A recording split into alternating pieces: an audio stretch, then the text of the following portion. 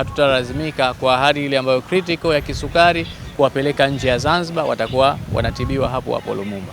Ayo TV na ripoti kutokea kwenye viunga vya Baraza la Wawakilishi visiwani Zanzibar, ambapo siku hii ya leo ilikuwa ni bajeti ya Wizara ya Afya Zanzibar ambayo ilikuwa ikijadiliwa katika baraza hili la wawakilishi, ambapo leo hii kwenye Baraza la Wawakilishi ulikuwa ni mjadala kuhusu Wizara ya Afya na mambo mbalimbali ambayo wanayoyafanya. Na hapa Kaimu Waziri wa Afya Mheshimiwa Saada Mkuya anaanza kuzungumza kuhusiana na bajeti ambayo imeanza kurindima siku hii ya leo barazani, na kisha Katibu Mkuu wa Wizara ya Afya anaanza kuifafanua bajeti ambayo iliyokuwa ikijadiliwa. Kuimarisha huduma za afya msingi kupitia wahudumu wa afya ngazi ya jamii na kupunguza vifo vya mama wajawazito kutoka vifo 145 mwaka 2023 kwa kila vizazi hai 100,000 dhidi ya lengo la vifo 123 kwa kila vizazi hai 100,000 kama ambavyo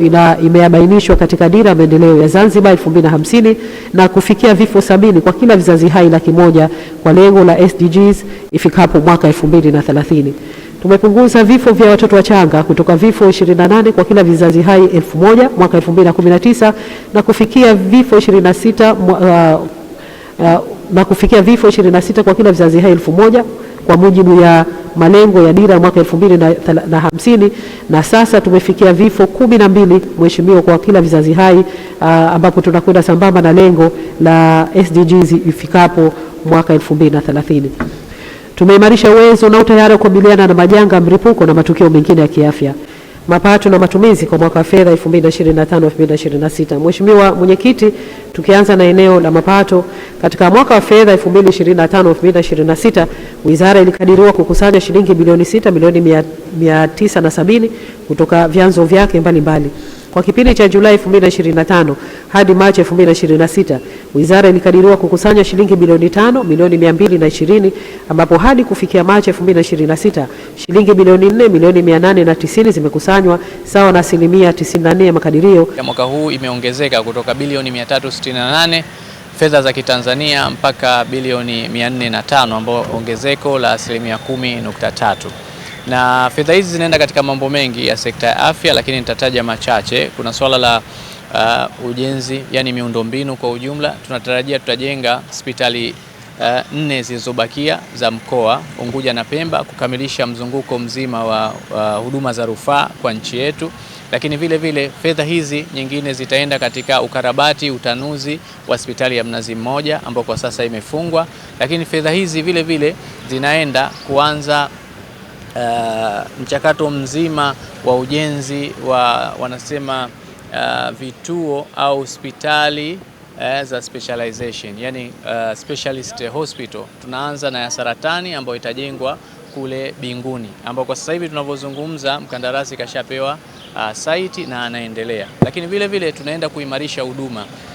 Kwa miaka mingi tumekuwa wagonjwa wa maradhi ya saratani tunawapeleka Dar es Salaam, maradhi ya moyo tunawapeleka, hatukuwa na facility kabisa ya matibabu ya maradhi hayo. Lakini hivi sasa tunavyozungumza tuna cath lab, yani catheterization laboratory ipo Lumumba, inaendelea kuimarishwa na wananchi wetu wameshaanza kupata huduma. Na tunatarajia huduma hapo hapo Lumumba tutaweza kujenga kituo cha kutibu maradhi ya kisukari. Tukizungumzia ukarabati, utanuzi wa hospitali ya Mnazi Mmoja, jambo la kwanza hilo. Kukamilika hospitali za mikoa 4 mpya, jambo la pili. Jambo la tatu, hospitali ya kufundishia na ya matibabu Binguni. Kwa hiyo tunahitaji idadi kubwa sana ya watumishi na madaktari. Wizara ambacho tumeanza kufanya kuanzia mwaka huu kuelekea mwaka ujao wa fedha, kuna mambo matatu. Ya kwanza, tumeondoka kwenye utaratibu wa kawaida wa kugharimia watumishi wa wizara wanaenda kusoma bingwa na bobezi kwa kutumia hela ya OC.